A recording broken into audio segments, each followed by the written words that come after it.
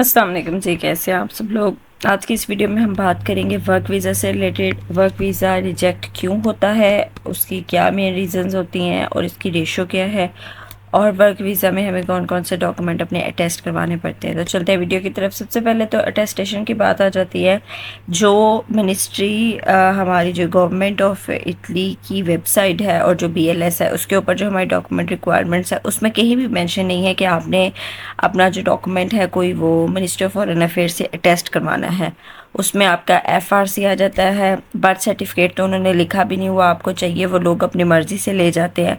FRC ना तो उसकी ट्रांसलेशन की हुई है, ना वो मिनिस्ट्री ऑफ फॉरेन अफेयर्स से टेस्ट किया हुआ है। लोग अपनी तसल्ली के लिए कह लें या अपनी मतलब उनको जैसी इन्फॉर्मेशन मिलती है कुछ लोग उसको टेस्ट करवा लेते हैं, लेकिन ऐसी रिक्वायरमेंट कोई भी नहीं है। तो आपकी कोई भी ऐसा डॉक्यूमेंट नहीं है जो आपने जो है वो मिनिस्ट्री ऑफ फॉरेन अफेयर्स से टेस्ट करवाना होता है तो या ट्रांसलेट करवाना होता है। आपकी बस सिंपल सी फाइल होती है उसकी। अब उसमें रिजेक्शन जो है उसका क्या सीन है, उसकी कितनी रेशो है। सबसे पहले तो रिजेक्शन की रेशो बहुत कम है, बहुत कम। लाइक आप कह लें कि 95% अप्रूव ही होते हैं, 5% हैं जो रिजेक्ट होते हैं। शेंजन एरियाज़ जो हैं वो जब रिजेक्ट करते हैं आपका नो लॉस्ता या आपका वीज़ा, वो आपको एक स्पेसिफिक रीज़न लाजमी देते हैं, क्लॉजेस बना के आपको बताते हैं, एक्सप्लेन करते हैं। आपको ईमेल आती है या आपको कुछ भी, वो आपको बताते हैं कि आपका इस रीज़न की वजह से जो है वो आपका वीज़ा रिजेक्ट हुआ है। उसमें सबसे पहले और सबसे इम्पॉर्टेंट रीज़न जो वो आपको देते हैं, और 90% यही रीज़न होती है, वो होती है आपके डॉक्यूमेंट इनकम्प्लीट होने का।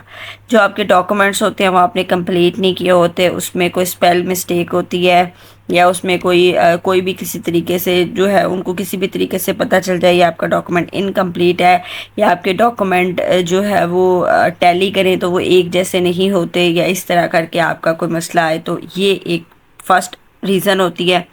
दूसरी रीज़न जो है वो उसमें आ जाती है कि आपका जो है ना वो मीन्स ऑफ सपोर्ट, अगर आप कोई देते हैं, वो आपसे पूछते हैं कि आपने ये वीज़ा किससे बाई किया और कैसे बाई किया, कोई इस तरह की चीज़ें, तो उसमें आ जाता है कि अगर आप उनको कहें कि मैंने इतने लाख का बाई किया, ये किया वो किया, तो वो आपसे ये भी पूछ सकते हैं कि आपके पास ये पैसे कहाँ से आए और किस तरह, ये सारी चीज़ें ना।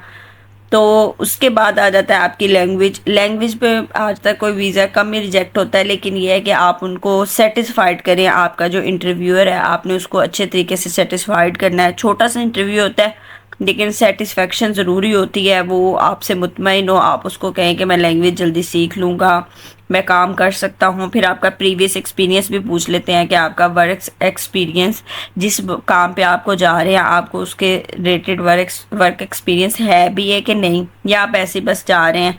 तो इस तरह की चीज़ें वो आपसे पूछते हैं, और आपका कॉन्फिडेंस लेवल बहुत ज़्यादा मैटर करता है। फिर जो आजकल डिमांड भी की जाती है, आपका कवर लेटर। आपका कवर लेटर ही एक्चुअली आपकी जो एप्लीकेशन है उसको रिप्रेजेंट कर रहा होता है।